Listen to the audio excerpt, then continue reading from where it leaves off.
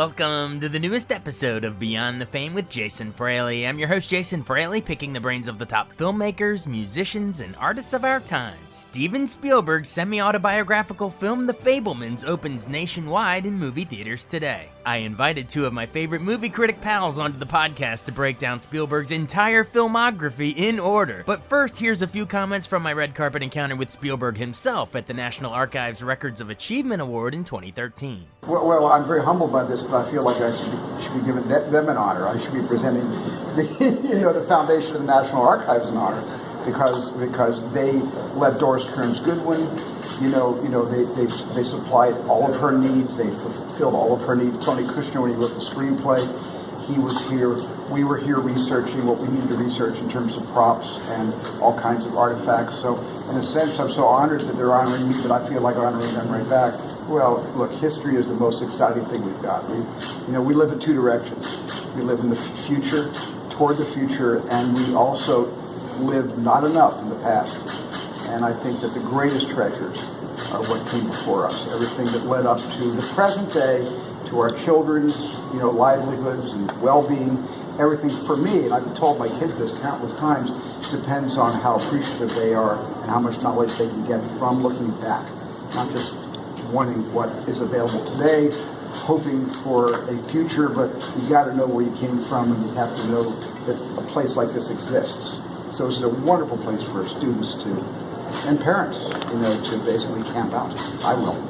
The award was presented by past recipient and first guest on this podcast, documentary filmmaker Ken Burns. The opportunity to honor somebody in my field, sort of, who makes films and transforms American history and that future imagination was hugely great honor. And to be able to spend this afternoon with him and this evening, this is the greatest director we have in our country who has the courage to take on such extraordinary subjects as the Holocaust and difficult passages in American history, having to deal with race, having to deal with so many aspects that we'd rather leave unexamined. And the fact that he does it with hugely popular movies is great, and the fact that he's a consummate artist, so that all of these films are masterpieces, I think makes this evening particularly special. We've honored many great historians, and nothing to take anything away from any of them, but we've been able here to remind people that, particularly in a democracy, the role of public history, people interpreting our own effects, is as important as the scholarly work that goes on, because what trickles down from these popular films like Lincoln or Amistad or the other extraordinary films, Schindler's List, that Steven Spielberg has done, affects how much we read, affects the kind of questions we ask at the dinner table in our classrooms, and it has a huge, powerful effect. And so we are thrilled to be able to give this year's Records of Achievement Award to Steven Spielberg. And now, without further ado, I invited two of my favorite movie pals to break down Spielberg's entire career in order. With me here on the East Coast, Arch Campbell, the longtime movie critic from NBC, ABC. So happy to be with you. Yes, thank you. And everyone check out Arch and Lou Katz's podcast, At the Movies. Oliver Jones and I are on it all the time, and that sets up the other introduction on the West Coast in LA. Oliver Jones, Observer.com. He's done stuff for People Magazine, and of course, son of Davy Marlin Jones, a name everyone, legendary critic people know in this area. Oliver, thanks. I'm just spending entirely too much time with you people, and I love it. I feel like I see you guys like every week now or every other week. Yeah. We're the three amigos. There you go. Campbell, Jones, Fraley, the movies. But today the name is Spielberg. Oliver, I know, has seen The Fabelmans, and I'm dying to see it. Arch, you said you're going to see it on Thanksgiving Day, right? I cannot wait. I think it's arriving without needing a review, because the early word is so good on it that it is the Oscar contender, and everything else is in second place. And as I'm thinking about this podcast with you, Spielberg is today's answer to Frank Capra. All of his films have that certain humanity or emotion. And this being a family story, I'm in. Yeah, I'm excited to see it. And Oliver, and you saw it too. Well, do you want to share your reaction? Let's share the reaction to The Fablemans at the top, and then we can go through Spielberg's career, because in a way, this is sort of the Spielberg origin story. So this can sort of set up the rest of his career, really.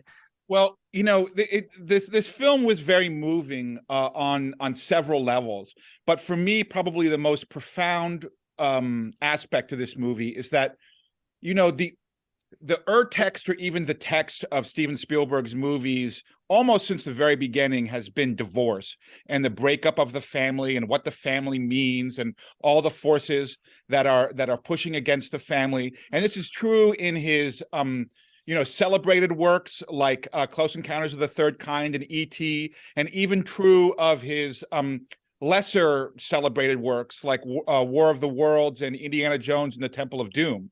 And it's a movie that is bitter on so many levels, especially towards children. But this movie is different in the respect that he's trying to understand something that's haunted him his whole life. The movie begins with a 7-year-old Sammy Fableman living in New Jersey, watching his first movie ever in a movie theater, The Greatest Show on Earth, and becoming obsessed with the train crash. So much so that his mother devises the idea for him to shoot a film of his own model train crashing. And in some respects, all of The Fablemans is that exact idea. The thing that was causing him so much anxiety as a child was this train crash. Now he is so many years removed from this divorce, directing it, right? Controlling it all over again and making all the choices and trying to feel in control of this moment where his life both started and got away from him at the same time.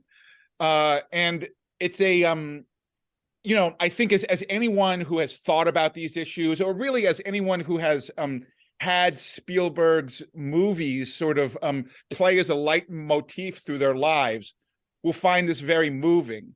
But even if you didn't know any of that, if you didn't sort of consider film history or what divorce plays in the movies of Spielberg, it's such a amazingly crafted film. This is the last movie he's going to make with John Williams, and the John Williams score is fascinating, very, very adroit, very different. He borrows a lot of ideas from Scott Joplin, the entertainer. It has a sort of different purpose and feeling, but really, I think this movie, what will stick with people most is Michelle Williams. Not just the way that she plays this character, who seems like such a singular character that is unlike anyone that anyone's ever met, and so many people in Los Angeles have met Mitzi, who used to run a kosher restaurant, Milk and Honey, out here in LA. And so we've known her. Of course, this is not a movie he probably could have made before, while she was still alive. It was a movie that she needed, I think, to pass before he was able to maybe confront it. Wow. But it's not just her performance, but the way that he presents her and frames her. We're all familiar at this point in our lives with the Spielberg face, the push into the wide-eyed face of wonder, and it has changed its meaning, many times throughout Spielberg's career, moving from a sort of a wondrous look to a terrified look. And now in the hands of Michelle Williams, at this point in Spielberg's career, it's a look that's tinged with guilt and sort of fear about life's choices. It's a more mature understanding of what that look means and how that look can be unleashed. And in addition to dealing with sort of guilt, it also deals with, or around family, it deals with guilt around Jewishness and Jewish identity, and Spielberg's understanding of what his Jewishness is, the ways in which he's run away from his Jewishness, and the way that he has embraced his Jewishness through his life. So it's a great movie to watch. It's a wonderful movie to think about, and it's also a great movie to consider just for its craft elements. I Wow. want to throw two Jason Fraley observations, Jason Fraley like observations into this. First is the choosing of the name Fableman. Is this a fable? And secondly, that Spielberg would choose, and I think this is from his life, to pay homage to the greatest show on earth, which is the Oscar winner that people like Jason say shouldn't have won. Well, when you have Something Singing else. in the Rain come out and Yeah. High Noon, it's hard, Right. yeah. But so there you are. Those are my two observations. Other than I'm in for this. I love these family stories. I think we've all got our own rich family story that's just full of what ifs and whys Yeah. and oh my goodness. And this is the time of year that we all go back in our minds to think of those things because of Thanksgiving when we would all get Right. together. right. Well, So- it sounds so like a bit of a crowning achievement. Quality is subjective, of course, of where you would rank it, Oliver, against all of his other great works. But at least in terms of, all of the themes that he's been grappling with in his brain and in his heart and soul. You mentioned, the love of cinema, divorce, and family strife, and then you said tackling his own Jewishness, grappling with that. Those are through lines that we're gonna see pop up throughout this podcast as we do a chronological look through some of his works. But also to Arch's point, the Our Greatest Show on Earth and the train wreck, it's also an explanation of spectacle and set pieces, right? And the part that spectacle and set pieces are not just a part of our sort of getting money out of people who want to go see movies. It's also something that's ingrained deep in his brain somewhere, as something that is an essential aspect of how he looks at the world and processes the world. So in some respects, that film is a explanation and a celebration of the idea of cinema spectacle. Absolutely. And it was directed by Cecil B. DeMille, and Spielberg was ready for his push-in close-ups, as you said. DeMille. And what do you think of my fable connection, Jason? Because that sounds like something you would come up with. I think it's something that Arch came up with.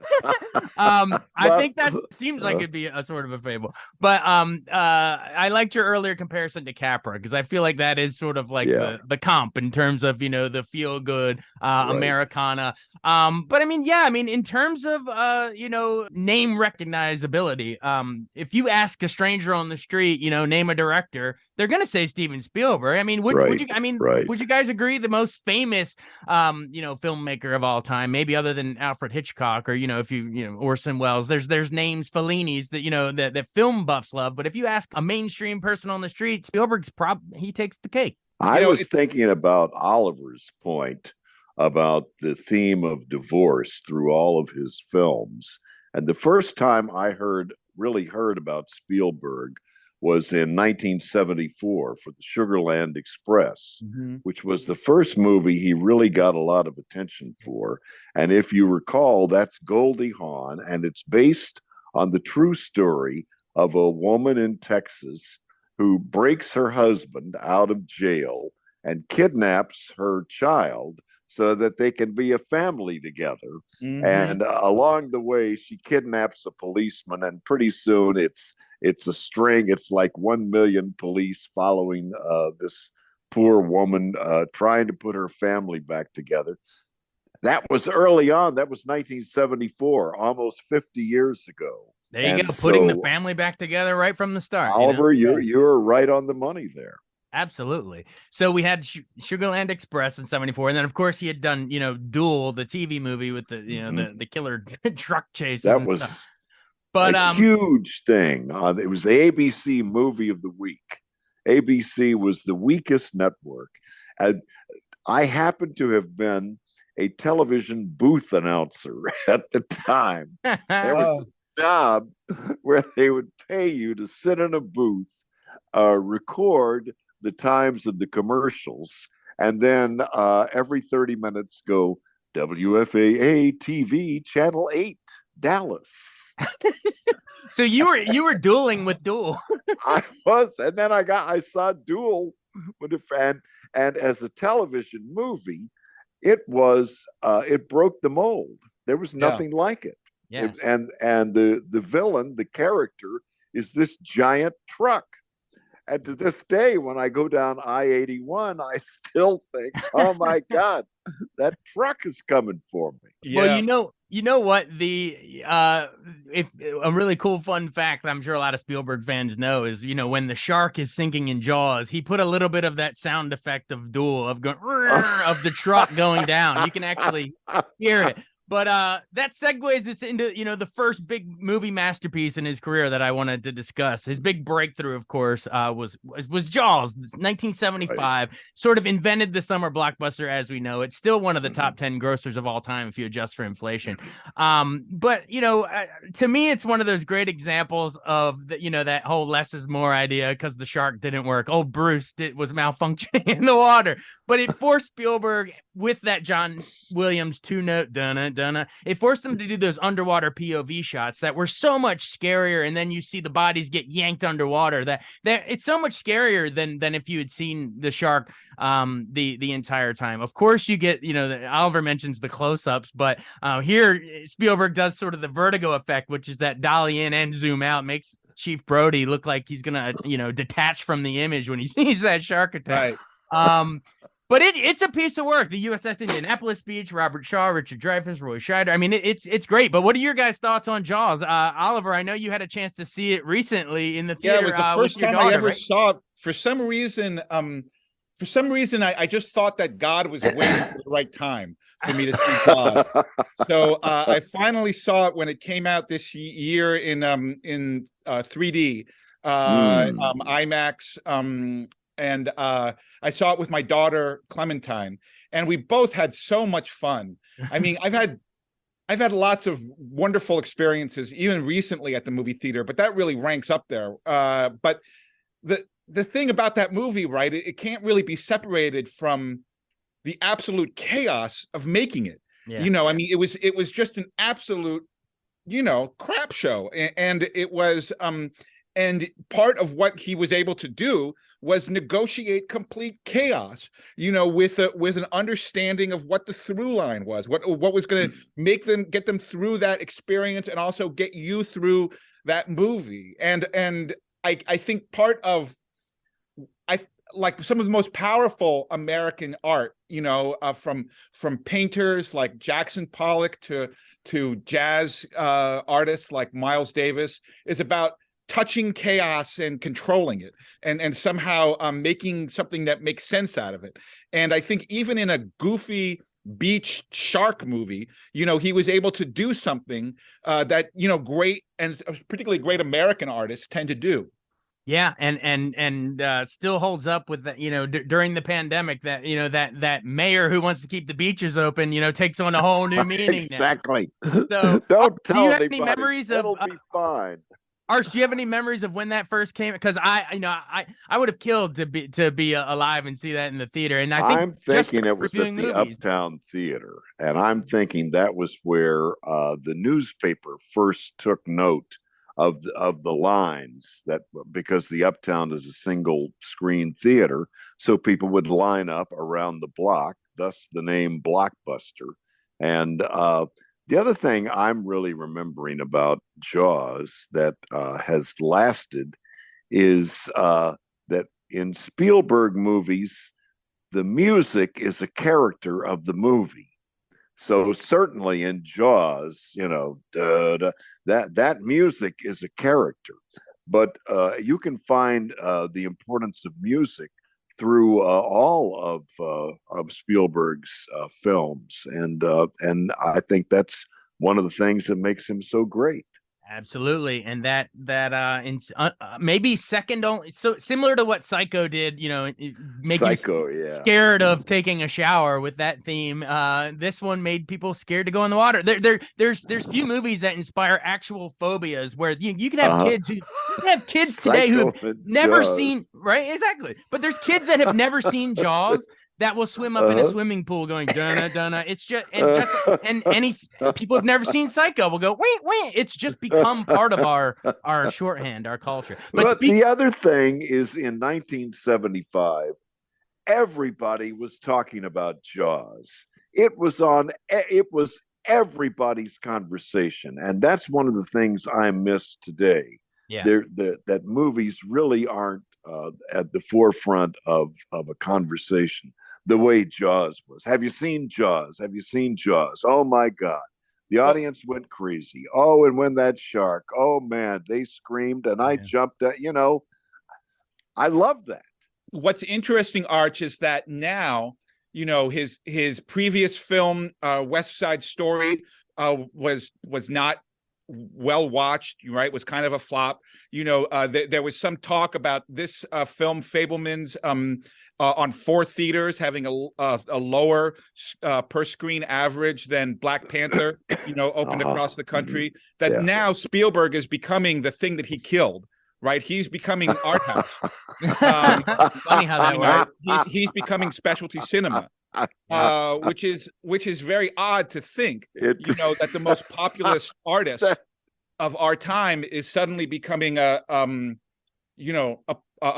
small art, an artist for people who love and talk about movies, rather than an artist for everyone. That is on the lips of every single person in the world. It's that's why I love point. Oliver Jones, by the way, because he'll be making a joke and making you laugh, and suddenly he will say something absolutely profound, and that is profound. That's very profound. He's become what he's become the thing he killed. The thing he killed. Well, I'm gonna do my best segue into the next one based off of 2 things that you guys did. Arch, I'm trying to go into Close Encounters of the Third Kind here, fellas, in 1977. So, Arch, my segue from yours is you were talking about the music with 2 notes. Well, this one had 5 notes, dun dun dun dun dun. And to segue out of Oliver's mentioning of the Fabelmans, I believe John Ford plays a role in the Fabelmans, and man, in Close Encounters, I really think there's that you can see the John Ford searchers impact on Spielberg. When that door opens and that orange glow comes in as the aliens are about to abduct the kid, that is so textbook homage to the beginning of the searchers. When the Comanches are coming in, that sunset orange, look, you could line them up side by side and it looks the same. Right. But what do you guys remember of Close Encounters? I mean, Mashed Potato Mountains, Devil's Tower, the big spaceship. But to me, my little 2 cents would be that I like that the climax isn't some big battle like Independence Day or War of the Worlds. It in the end, it comes down to, a movie about just, communication. They're trying to talk to the aliens through music and sound effects, and you got Truffaut there doing it. Like, But what's your guys' impression of that? Well, and there's a marriage theme, of course, Oliver, right? Mm-hmm. And I really think that probably almost as much as any actor, I believe the little kid in that movie, Cary Guffey, sort of ended up defining that face about as well as anyone did. I mean, he sort of the face of that kid in that movie became the sort of the primordial mass, right, from which all of those shots came afterwards. He just fell in love with that kid's face and found ways to make it talk in so many different ways. Of course, now you mentioned Truffaut was in the film. David Lynch is in Fabelmans, so that's an interesting, again, both from the art house, coming into mainstream from an ultimate mainstream director. I can't imagine a lot of big studio directors being able to convince, one of the kings of the new wave and one of the kings of outside culture, to show up and be in their movies. That's a really good tie in there. And yeah, I mean, it's and I think another cool thing is it's one of the few Spielberg movies where he actually wrote the script. I believe he wrote at least one of the drafts of the Close Encounters script. And I actually interviewed Douglas Trumbull, who designed the spaceship, not to mention all the the 2001 Space Odyssey, all those guys. Before he died. And he was saying that script was based on, actual, accounts of UFO sightings in Area 51 and all that kind of stuff. So when you watch it, when Richard Dreyfuss is pulling up to the train tracks and all the stuff in the car, the radio's going haywire and the train track lights are going, like, it feels almost like a documentary of Close Encounters, if that makes sense. You know what I'm saying, guys? I've always had this theory that directors had actors in their films. When directors had actors in their films repeatedly, one was who they were and one was who they wanted to be. And I've always thought that Richard Dreyfuss was who he was and Harrison Ford was who he wanted to be. Well, thanks for teeing up the segue, because the next big one I want to mention is Raiders of the Lost Ark in 1981. Now you skipped one that I want to mention very quickly, and that's 1941. Wasn't that right before Raiders? Yeah. And I think that was the first time he stubbed his toe. He had it was Belushi and the Saturday Night Live crowd, and it was based on the paranoia after Pearl Harbor Day on the West Coast. And Belushi played some out of control guy running around crazy in California, and there were all kind of stunts in it. And I remember going to a preview at the KB Cinema, and the crowd walked out, and someone in the crowd shouted, "That sucked." Which is not what you associate with the Spielberg movie, but it was a Spielberg comedy, and it didn't work. If the word had been a negative word with 3 syllables as opposed to 1, it might have been my father. Was he at that screening and with you? I think he was, and he just completely despised that film, and that was heartbreaking to me at the time, because John Belushi was an idol of mine. Right. For little hyperactive kids, we didn't have a lot of examples in the world, and John Belushi was one of them. So to think that such a great director and such a significant actor for me had teamed together to lay such an egg was extremely disappointed. But and now, as someone who is fascinated with Los Angeles history, that moment of that paranoia that was very real in LA, Santa Barbara, and all the crazy things that they did. It's a great idea. I mean, you would make a good miniseries or something. It's a really good idea, but it was a terrible movie. So you're saying Belushi should have left it as the Animal House line. Was it over when the Germans bombed Pearl Harbor? Left it as a line rather than make a movie out of it. I had never seen an audience so angry. That they were actually screaming outside of the theater. And and so, I think we should admit that comedy is not Spielberg's milieu. Yes, I think he's better off when it's a different genre that peppers the comedy in. Like a Raiders of the Lost Ark is an adventure movie, with moments of comedy. Indy blasting the sword fighter with a gun, or you know what I mean. Now, the coat hanger. On the other hand, I was at the exact same theater opening night of Raiders of the Lost Ark, and everybody went in there cold because it was 1981, and movies at that time really weren't pre-hyping the way they do now. Right. And the movie starts, and that scene begins with the boulder. And as the boulder is rolling after Harrison Ford, the audience just went berserk. Wow. People were just giddy. I can't even begin to tell you the sound I heard in there, but it was sort of a Was that one of those life-changing screenings, Arch, for you? I mean, one of the big you were there, Oliver, right? Well, it was at the KB Cinema, and the one that I remember, it was yes, it was several months before the movie came out. No one had heard or knew anything about the movie. Oh, you went to a critic screening? It was a really early screening, right? And it was it had a strange name. I stuttered at the time, so I could hardly explain it to my friends on my soccer team at Stoddard, what this movie was and what that first 5 minutes was and what, but I remember as I walked out of the cinema theater, I turned to my dad and I said, that's the kind of movie I would want to make if I could get enough people to work for me. Wow. Wow. Nice.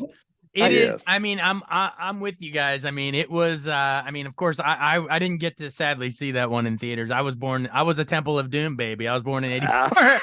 Yeah. But man, Indiana Jones. Even so, went back, double back, and caught him on VHS. No, you were the Lost Ark. Yeah, I'm the Lost Ark.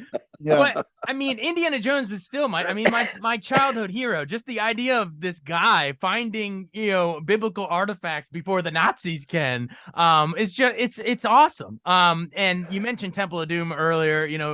I guess it was the first PG-13 movie, a bizarre, dark movie in many ways. There's parts of it I like. In Short Rounds having it come back this year. They were going to have to give the sequel an R, and Jack Valenti came up with PG-13. Yeah. So I turned 13 the week that movie came out.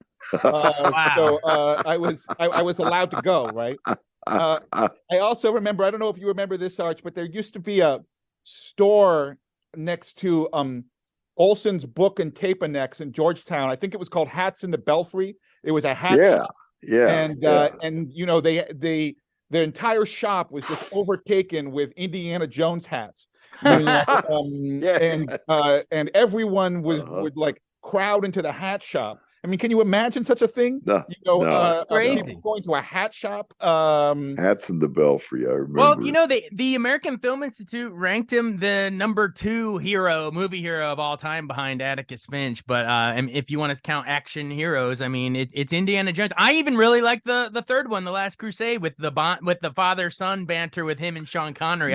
It was hilarious. Don't call me Junior, and then the three steps to get the Holy Grail. Only penitent men will pass. I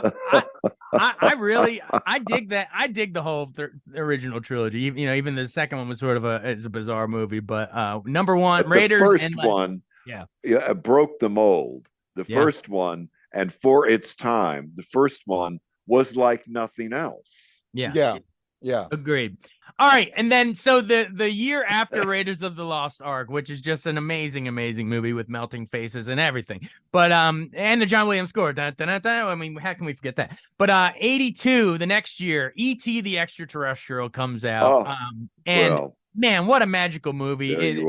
One of the most immortal children's movies ever made. We got the child of divorce meeting this friend, and the iconic shot of the bike across the moon, which became the Amblin logo. So, of course, by the way, he also wrote Poltergeist, the script for Tobe Hooper to direct that same year. So we had that suburban, riding bikes around the street sort of an idea. But last thing I want to mention before I toss it to you guys is, I heard Spielberg joking one time about a nice Jewish boy making Christ allegories because you think about it, Elliot discovers E.T. like in a barn, like a stable. He watches him perform these miracles. He walks on water, which is the bikes in the sky. He dies, resurrects, and ascends to the heavens. Right. But what were your memories of E.T. when it came out? I remember that performance by Henry Thomas.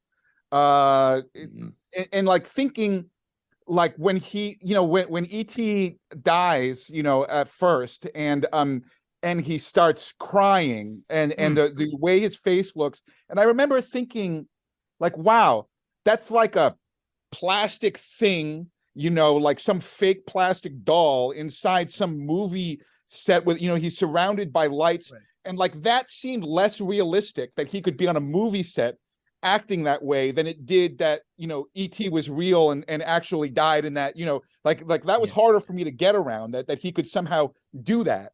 And for all of his technical magic, for be able to get that moment from any actor, forget that it was a kid. There's a great YouTube video of Henry Thomas's audition where he's breaking down in tears. So it was there from the start. Wow. No, I mean, he caught thunder. I mean, he caught lightning with that. It was just incredibly moving. And then just, that was our life. He brought something that was just happening right around us and made it into Greek mythology. He made it into something like that, that you read out of books. And this was just our normal, dumb, suburban bike riding life. And he turns action figures, and here's Lando Calrissian. Oh, and here's the shark Right. attacking the fish tank. Like that, it felt like our lives as kids. That was '80s childhood. Yeah, the friends getting together for the D&D game, and the whole thing. It's like what Stranger Things is trying to do nostalgically Yeah. now. Spielberg caught it in real time. Yeah, It's the science fiction movie that Frank Capra would have made Right. if he were making good. science fiction movies. And let's also mention Drew Barrymore and Yeah. that wonderful scene where she opens the closet and there he is, yeah. screams. I love when And, he's getting when they sort of share that telepathic connection, and Elliot's getting drunk in the classroom while ET's like bumping into the refrigerator while drinking, staggering around. just the humanity and the emotion and the family friendliness of it just is something you don't see now. I mean, can you think of a recent movie that skews as wide as E.T.? No, and in fact, the ones that come to mind remind me of E.T. Like Wall-E is E.T. Like the way that's shaped looks like, or Short Circuit, or there's been so many ones that remind you of E.T. that came out after. Right.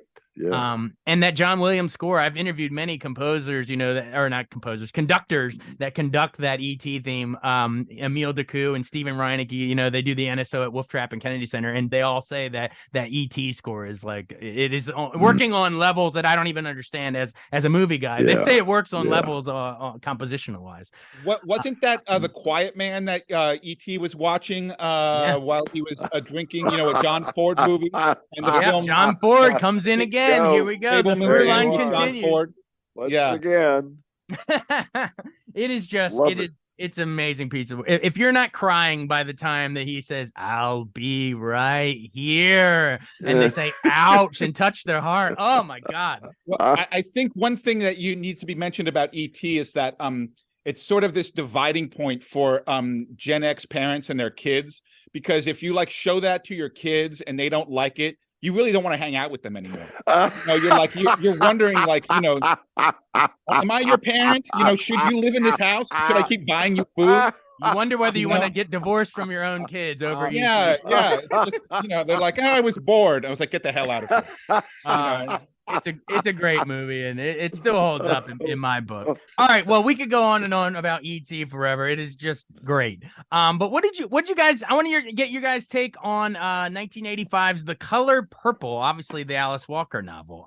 It was, to me, the big breakthrough is Whoopi Goldberg's big breakthrough role. You got Danny Glover before Lethal Weapon. I think it still holds. Again, emotion and family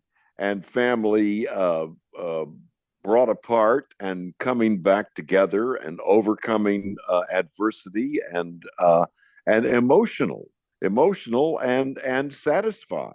Yeah, perfectly said about the emotional and the I think some critics have dinged it for maybe in hindsight, if a black filmmaker today took on the material, maybe it wouldn't seem as, maybe stereotypical or sentimental or the Spielberg touches of overly sentimental or whatever. But it's still got 11 Oscar nominations. I think it's still the record with the most nominations without winning one, I think. You can criticize it all you want, but I still think it was a landmark moment for diversity at the time. It didn't get a nomination for director. Am I correct? Good point. I believe it did not. I think you're right. Noticeably not. It was Best Picture and Best Actress and a bunch of other stuff, but that not rarely happens where you get. I imagine that there are not many cases where a film has gotten more than 10 nominations and not gotten a director nomination. And I remember my father doing a piece on the news about what he thought what was the Academy's not liking Spielberg, and shutting him out. There was a lot of that back then. Yeah, and it was a that's a tough one, right? It's also it's one of his few films without John Williams. And you could say that John Williams kind of smooths over a lot of or they inspire each other, and they kind of they know each other's rhythms. Quincy Jones did the soundtrack for that. But of course, you can't dismiss that movie, chiefly because of those performances. The performances in that film across the board were just including were just Oprah. amazing. Let's not forget, Oprah is quite good in that, as well as Whoopi Goldberg. Yeah, but Oprah and Danny Glover is Danny terrifying. Glover, yeah. No, he's terrifying in that movie, and I remember the visuals of that film.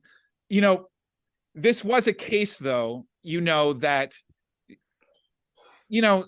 I think that you would like to see what an African-American filmmaker and particularly an African-American woman would do with that material. And there's just no way around that, and that's not necessarily to knock, his skills, but, and it was not necessarily a conversation that we were having at that time, but I think it remains true that that's a film that would be richer with the voice of an African-American woman behind the camera. Well, I think what you can say is it is sentimental and somewhat stereotypical, but it paved the way for what is to come and for what we are seeing, which is a more genuine, not so sentimental, response. Exactly. So it's and that's always sort of the case when we look at these movies like The Color Purple, is you kind of have to look through the lens of the time, and we can criticize and critique from, in hindsight. Yes, I mean, if we could have like an Ava DuVernay or a Dee Reese, or it'd be interesting to see what a black female and they weren't available. They weren't around. Right. Well, you got to remember, Spike Lee was just bubbling up at this time, sort of making his. This is 4 years before Do the Right Thing, so you know what I mean. Like, so yes, we got to kind of look in the context of where we were. It's interesting though that he took on the Black experience and what you could call the American Holocaust of slavery before he took on Jewish identity and the Jewish Holocaust. That he obviously wanted to get towards that subject, but I don't think he was ready yet to take on his Jewish story yet. Great point. So I think it's interesting. That is a really great point. And the fact that he didn't get nominated for director, I will give Spielberg one shout out directing wise. There's that shot that's burned in my brain of it's Whoopi Goldberg's silhouette, her shadow up against the wall, I think reading a book. There's some cool shots in that. But yeah, wow, good point about the hadn't got to his own Holocaust yet. Yeah. All right, we're gonna move ahead pretty. We're gonna skip a couple because there's no time to go into all this. But Empire of the Sun, and then we mentioned Last Crusade, always Hook. He did several there in those next couple years as we went into the late 80s, early 90s. But the next big one in 93 is Jurassic Park. Man, I'm talking. If you want to chart if you want to chart film history, like visual effects, like the timeline to me is King Kong in the stop motion, right, in 33. And then the next big ground, I mean, I guess you could say Star Wars, but to me, in terms of like a creature features, I think of King Kong in 33, and then 93 with Jurassic Park when the stop motion miniatures, the Phil Tippett stuff starts giving way to, the CGI, and then you had the robotics. And to me, man, as much as adventurous and all that it is, Spielberg has two of the scariest scenes of all time with that T-Rex paddock and the raptor kitchen. So, what were your guys' thoughts on Jurassic Park? The footsteps on the ground and the water shaking. Yeah. It's almost the stuff he does before you see the CGI that's scary. And of course, the sound and seeing that at the Uptown Theater and the audience just screaming. It was what an impact. What a movie.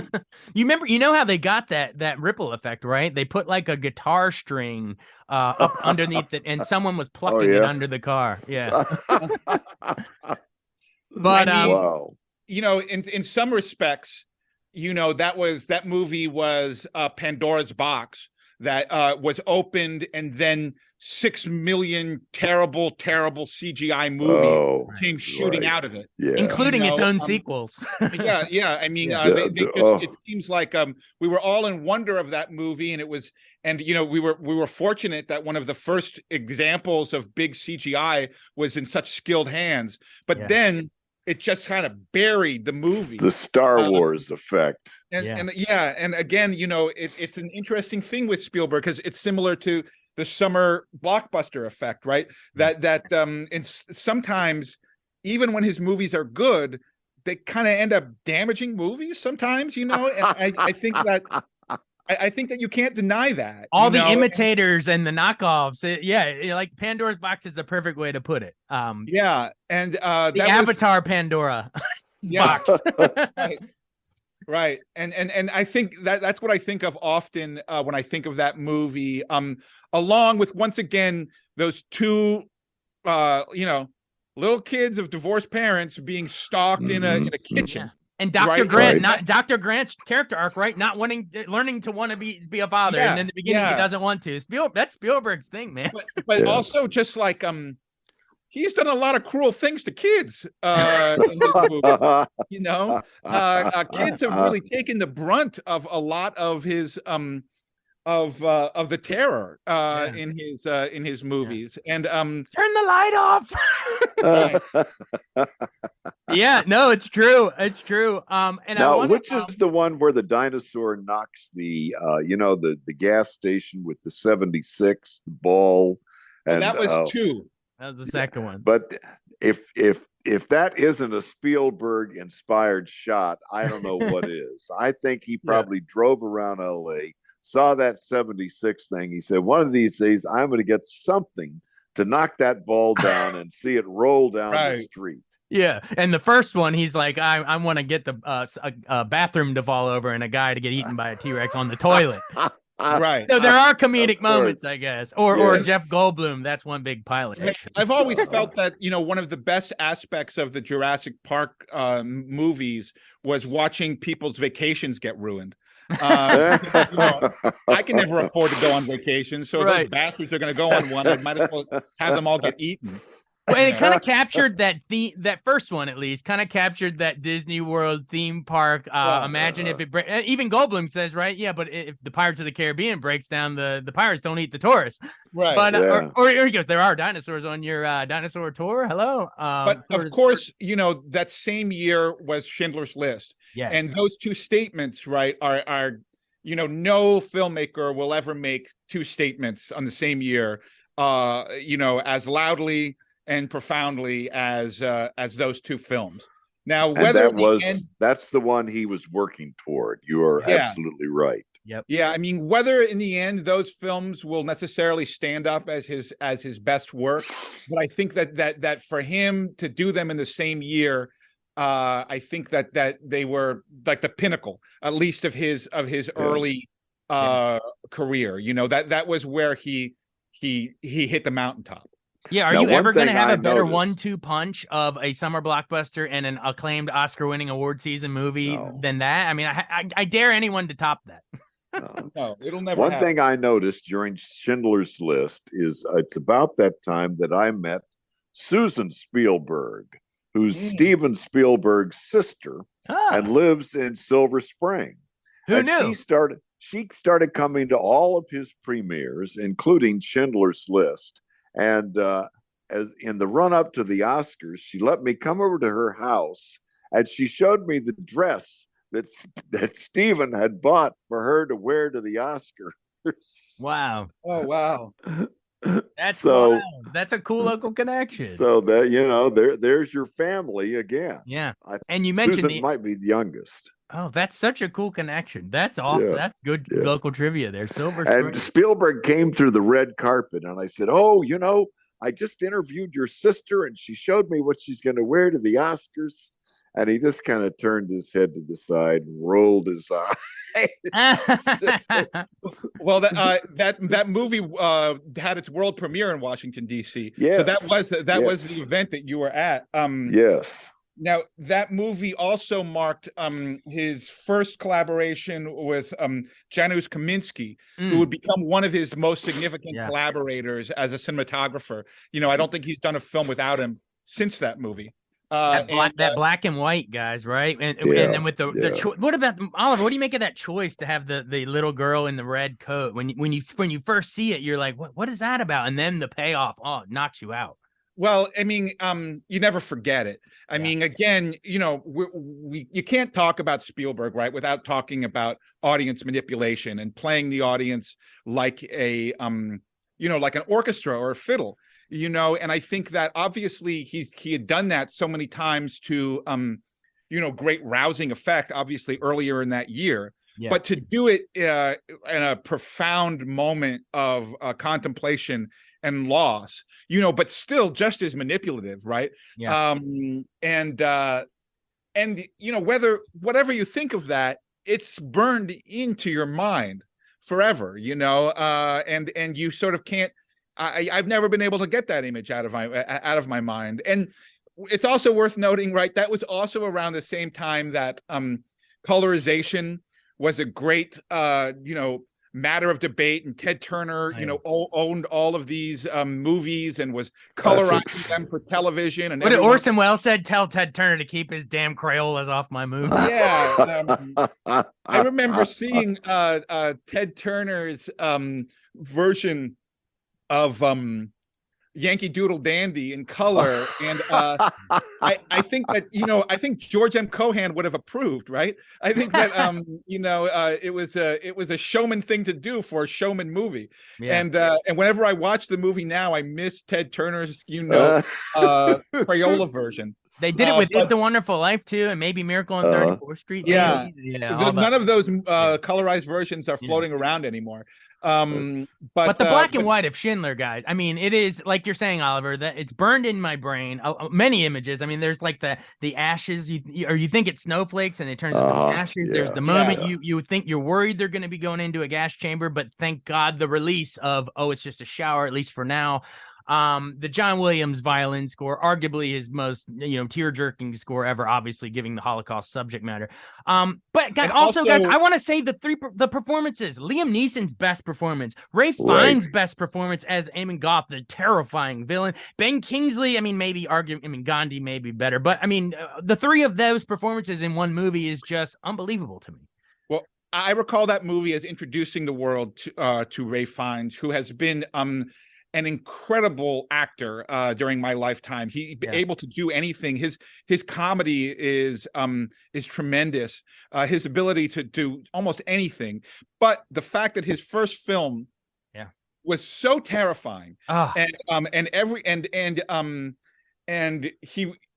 so powerful. Yeah. But he's taking a leak in the morning, goes out on his balcony with a sniper rifle, snipes a inmate at the concentration camp, then goes back to peeing again. It's terrifying. It's terrifying. Yeah. But yeah, and by the way, a plug for the following year he does Charles Van Doren in Quiz Show. I mean, come on. Right. But yeah, so you guys, Arch, you mentioned the red carpets and what the sister's going to wear to the Oscars. So this was the big moment, right, guys? You said it was all building to this. He finally wins Best Director, and it wins Best. And that put an end to all of that stuff that Oliver was talking about. Yeah. Hollywood didn't like Spielberg. Well, think about it. Hitchcock never won Best Director either. And I think this happens throughout history. You know, the great, you know, filmmakers for the masses. Hitchcock was dismissed similarly as Spielberg, you know, just making popcorn Spielberg movies. was very commercial.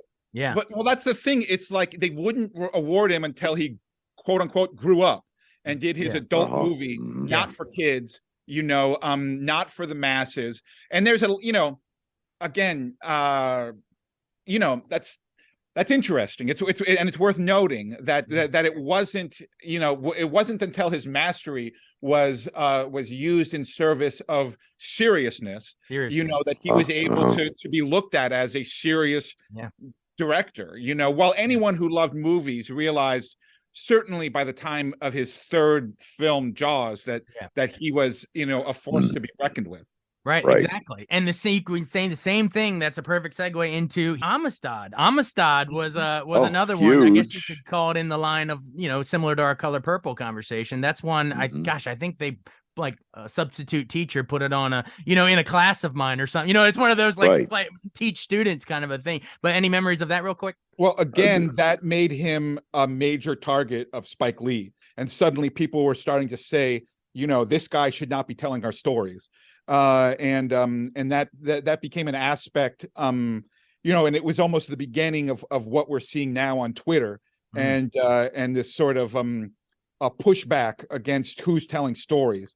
And when you push back against, one of the greatest storytellers that this country's ever produced, it's serious. Again, I think Color Purple would have been made no matter who had directed it. It was a best-selling book with a big author. I'm not sure that's necessarily the same as Armistead. And I think he needed, at least at that time, the muscle that he had to get that movie made. Right. There was a Washington premiere at the Warner Theater, and the premiere of Amistad was the first time I noticed like 40 or 50 television outlets all lined up. Until then, it had generally been 5 or 6, Right. 3 or 4 local stations and Entertainment Tonight and somebody else. Right. Suddenly there were 50 people. And I think the point is, it's amazing that Spielberg could succeed with anything, considering the expectations we put on him. Mm-hmm. Yeah, and absolutely. If you think about that, Arch, I mean, Sir Anthony Hopkins is the lead in that movie. I mean, they're not there for the movie stars, right? It wasn't like a Harrison Ford was in that movie.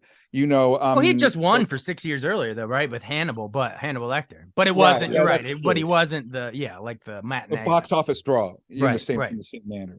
Right. All right. He wins again for Saving Private Ryan. Wins Best Director, that is. But it should have won Best Picture. Arch, what were your thoughts on that with Shakespeare in Love? I was out there that year, and people were saying, "What? How did that happen? How is it not Saving Private Ryan?" Saving Private Ryan, this backstage at the Oscars, they said, "This is the greatest mistake. That's the greatest show on earth." Now he's coming around. Funny how that worked. Well, there's everyone, of course, points to the backroom arm twisting of Harvey Weinstein in the campaign for Shakespeare in Love, but you also have to remember that DreamWorks SKG had just started, and that was a DreamWorks picture. So I think that there was a little pushback towards the egos of those 3 men, in that film. That was also a factor there. I think there was a slap on the wrist, not so fast, kind of a now DreamWorks SKG is sort of kind of forgotten in Hollywood lore, but it was gigantic at the time. That's true. That's 3 years before they did Shrek. Yeah, you're right. It was brand new Kid on the Block. Similar to like the pushback against a Netflix or something. Right, exactly. So yeah, but I do think, Spielberg got the last laugh on that one, right? Like to this day, you can be, Veterans Day, Memorial Day rolls around. I mean, Saving Private Ryan is one of those like Patton or, whatever, Apocalypse Now. It's one of the great war movies ever, if you ask me. Now, we could debate whether the bookends are necessary with the old man, going to the cemetery. But no one can argue that D-Day opening, the Cinema Verite with storming the beach. It's one of the greatest openings ever. Right? Yeah. I always think of that in Band of Brothers because it's Spielberg and Tom Hanks executive produced that a couple years later for HBO. Amazing miniseries. I always think of those two sort of as a piece. And man, there's just so many great scenes. The Barry Pepper sniping the sniper, rest in peace, Vin Diesel in that scene. But so many great actors. And of course, they're all there to save Matt Damon a year after Good Will Hunting. It is It's one of the most powerful, a fan favorite of the war films, I think. All right, well, moving right ahead into the 21st century, Arch wanted to mention AI, which came out the year before Minority Report. So we're starting to go sci-fi Spielberg again. So Arch, Well, what are your here's thoughts on a that? real quick AI story. Again, just to remind you, while we are praising Spielberg, his sister came to the screening of AI in Washington, and it goes through all this stuff, and suddenly they're underwater, and the kid is talking to the blue fairy, and the audience started laughing, and and and the screening was considered a complete disaster, and people walked out of there shaking their heads, saying, "What the hell was that?" Nobody liked that for movie at the time. Because I'm thinking, shh, don't let his sister hear. Yeah. Yeah, well, Haley Joel Osment had just done such a great performance in The Sixth Sense, so I think a lot of people were trying to compare that to that too. No, I mean, I and again, there's been lots of wonderful child performances in Spielberg movies. There's one, I mean, there's quite a few in The Fabelmans, including Julia Butters from Once Upon a Time in Hollywood, who plays Spielberg's sister, I think, who later became your source and friend, Art. And she's really good at it. She's really good in it too. She's an excellent actress, or actor, as I should say. But that film, it was a gut-wrenching performance by Haley Joel Osment. And again, it was perhaps the most sort of twisted and subversive use of the Spielberg face, just being empty and asking for love for eternity, and never dying and never fading. I'll make your drink just the way you like it, Mom. Yeah.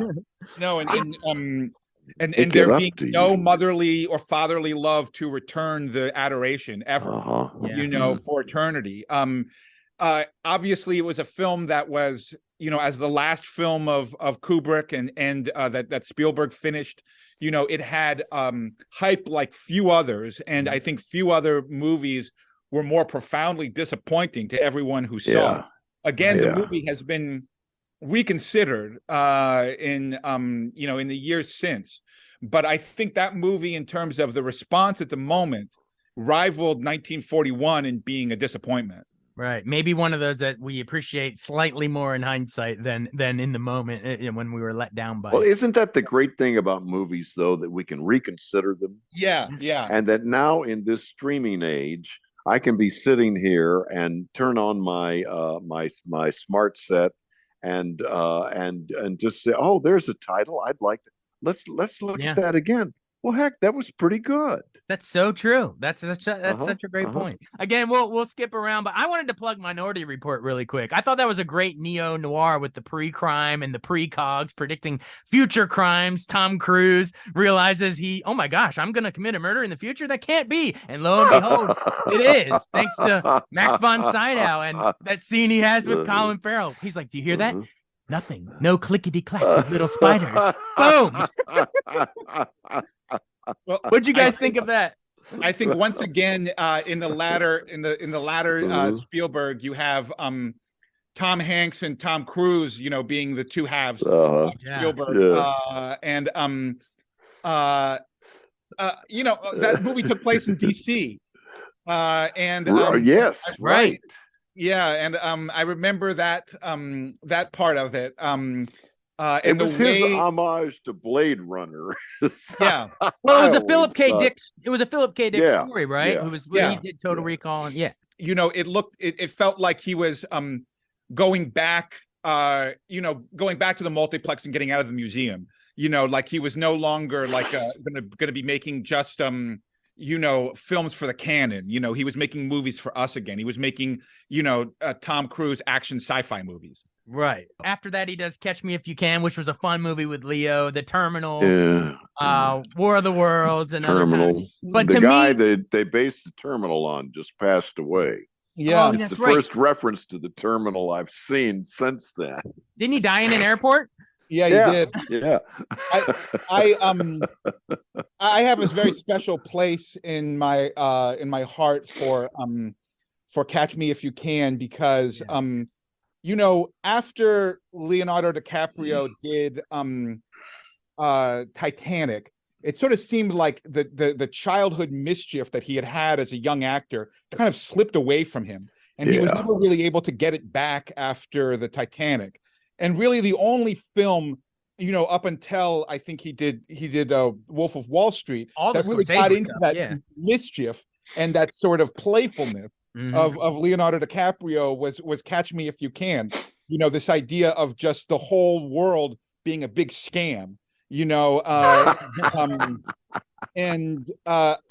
I really adore Leonardo DiCaprio in that movie and the way that he's used.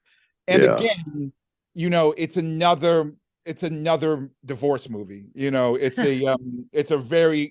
very much a divorce film. Absolutely. Moving on, Munich probably is the next great movie he makes in that run, right? In 2005. To me, I viewed it as it was almost like a he'd done Schindler's List, but then 9/11 happens. And so here is Spielberg grappling with, okay, now it's Jewish athletes being killed in Germany, by, what was it, Palestinians? Was it assassinated? The famous Olympic. And you mentioned Janusz Kaminski, the cinematographer. To me, Munich, I think, has some of the coolest Spielberg shots you'll ever find. Like there'll be like a camera like on a reflection or in like a puddle of blood on the ground, or it'll start like at a phone booth and tilt to see a guy in a car and then tilt up to the window. Like there's so much cool shots going on. But did you guys enjoy Munich? Well, that movie, similar to Schindler's List and Jurassic Park, came out the same year as War of the Worlds, which was a movie that directly, I think, took on 9/11 and also took on divorce and the shattered family, and I think is a terrifically underappreciated film and like that movie, or like the year with Schindler's List, it was a dividing point where he began a new partnership that would become one of his great partnerships with the writer Tony Kushner, who wrote Munich and didn't write War of the Worlds. I love Munich. I can watch it again and again. I think so visually interesting. Yeah, well, and I think the idea of what appropriate response means, on a spiritual level, and also just the set pieces in that movie are so entertaining. I mean, it's true with War of the Worlds too. I just think I think I haven't, it's funny, I haven't rewatched it recently because I'm sort of worried about that I might not like the politics of it or whatever, but boy, did that movie mean a lot to me at the time that it came out. And again, it ushered in this new era where he never has had an equal hand, an artist that has as much to say and as definite a style as he does, until he teamed up with Tony Kushner, who's written pretty much all of his scripts since that one. Yeah, absolutely. Well, guys, I'm going to have to move a little faster through the end here. We can skip right past the fourth Indiana Jones. Yeah. Please do. And he did Adventures of Tintin, and then Warhorse that was sort of like his, what's the Bresson movie, the Alcazar Balthazar, like past an animal getting passed along. But I guess the next big one probably would be Lincoln, purely because Daniel Day-Lewis won his third Best Actor Oscar. He became Lincoln. I know some people might find it slow. I remember watching it with my parents on the screener. I'm leaning in, listening to those Euclid lessons that, it's great Lincoln wisdom. I don't think they needed the ending at Ford's Theater. They should have ended with him walking down the hallway there on his way to it. But any thoughts on that movie? I think that I can't think. I grew up in Washington, D.C., as you know. I can't think of a movie that is a better explanation of the process of lawmaking than that film. I feel like everyone remembers it as a sort of vanity project, for this triumphant performance, but it's a movie about the sausage making Right.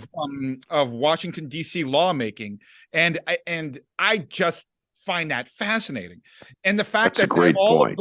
all of those congressmen were able to have distinct personalities, and in a limited amount of time that they did, and then again, the costumes, the craft work of that film was just off the charts. It was just you can just sometimes just turn off the words and just look at the things in his movies and be blown away. And we're getting closer to Spielberg, the indie art producer, Yeah. rather Yeah. than the huge guy who doing E.T. and Close Encounters. Right, exactly. Yeah. Exactly. Yeah. Exactly. Yeah. And then, yeah, because to your point, well, right after that, he does Bridge of Spies, which isn't a big blockbuster movie. It's almost like his version of like a Tinker Tailor Soldier Spy or something. It's and Mark Rylance wins an Oscar for it. It was such an introduction to Mark Rylance, and I've been a fan of his ever since. I like Bridge of Spies a lot. I thought it was a really cool Cold War movie, especially knowing everything that would enter our campaigns in the next year. That film was written by the Coen brothers, right? Right. And it was really interesting. I mean, they've written a few scripts for other people. It's not that rare a thing, but it was interesting to see the way that he handled the rhythms of their dialogue and of their scenes differently than how they handle it themselves. Yeah, I enjoy that. I enjoy that movie a lot. I like Cold War films, and we're also, he had a distinct Cold War period now, where he's dealing with the idea of what war means psychologically, as well as physically. Yeah, I think an underrated gem in his filmography. We'll skip past the BFG. That was another, I guess, more of a mainstream movie that kind of flopped, at least from what I remember. But The Post after that, I thought was a interesting sort of an All the President's Men. Spotlight had just come out, and then so Spielberg gets to do the story of the Pentagon Papers. It wasn't great per se, but it was interesting, I thought. It was in the shadow of those other films. Yeah. Well, it was. I kind of feel that way about She Said right now. Oh, it's really? Kind of probably shouldn't say that, but it's sort of in the shadow of Spotlight. Yeah. It definitely felt that way at the moment, and it was weird to see. You got the feeling that he was catching up with the trends rather than making them. And we had spent our lives with him deciding what was going on, and here it seemed like, oh, these guys had a big journalism movie. I want to make one of those. Right, exactly. And I need that in my canon. So after that, he does Ready Player One, which I know some younger critics that are video game people liked it. It didn't really do it for me. Yeah, and then, of course, terrible. West Side Story, which you mentioned earlier. Ariana DeBose wins the Oscar. Great performance. I thought it was a decent remake. I know Arch. There's cool shots like the overhead shadows of the sharks and jets coming in, but I know Arch, me and you have we don't like that they moved. I Feel Pretty around. It kind of messes with it. Yes, I think in a different time, his remake of West Side Story would have been much bigger than it was, given that it was in the middle of the pandemic, when people weren't going to theaters or were just maybe thinking about going back to theaters. Yeah. And because of that, the remake of something that's a classic, it didn't quite feel necessary. I taped the classic and watched it again, and actually liked Spielberg's version a lot better. Well, there you go. I remember someone tweeting at the time that their 14-year-old niece had watched it and said, I don't understand why this nice trans boy wants to join a white nationalist gang. Times have changed, and so it just there was some aspect of it that just didn't fit the modern mindset. And now the Fabelmans. So is Spielberg the Fable Man? Well, it's interesting because these are all these fables that we've been talking about, right? He has created the sort of Hans Christian Andersen, the book of the stories from where we learn our morals and our ideas of family and of terror and everything in between. And I think in some respects he is rooting that out for himself. Yeah. But I feel, in some respects, it was weird to see Spielberg taking on a teen movie and a movie about teen relationships. But obviously, it was very important, and I think anyone who is enjoying this podcast is going to enjoy that movie. Yeah, I'm with you. I appreciate you guys joining me. I had no idea we would literally go through all the movies in order. But you know what? I think that speaks to Spielberg's power. Not every filmmaker would we get so amped up and animated to talk about, but it is the most famous movie maker, at least of our lifetimes, maybe of all time in terms of sheer popularity. And I do think for any criticisms we want to make along the way, I do think in hindsight, people will look back and be like, wow, Jaws is a great movie. E.T. is a great Raiders. I mean, when you list them all back to back, it's pretty impressive. Yeah. Have a great holidays, you guys. It was great to have a bonus time with you. So much fun. Thanks so much for listening to Beyond the Fame with Jason Fraley. Our theme music is Scott Buckley's Clarion. Remember to give us a 5-star rating if you like what you hear. We'll see you next time.